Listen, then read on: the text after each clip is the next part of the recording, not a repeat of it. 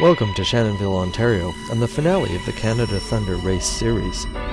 This season's last challenge for the world's first Hypermotard Race project.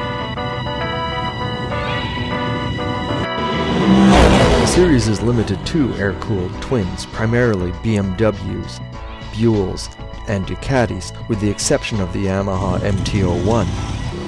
And to keep things fair, all the bikes have to maintain a 3.8 to 1 weight-to-power ratio.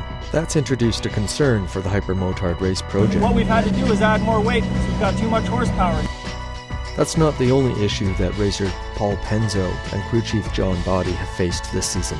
Paul's been frustrated by arm pump, an extreme form of carpal tunnel syndrome, a condition which makes finishing this race or qualifying for pole seem like a victory. Then there's the Hypermotard itself.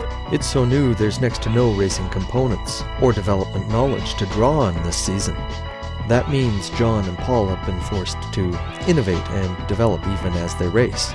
The forks and internals have been replaced with Öhlins. The alternator and flywheel have been lightened. Every part has its story.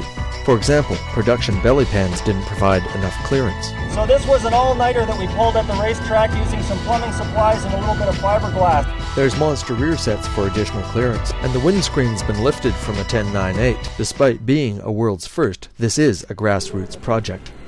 Maybe next season we could get an umbrella, like the people behind us. The real question, though, is what is the Hypermotard like to race? The racing journalist, Paul Penzo.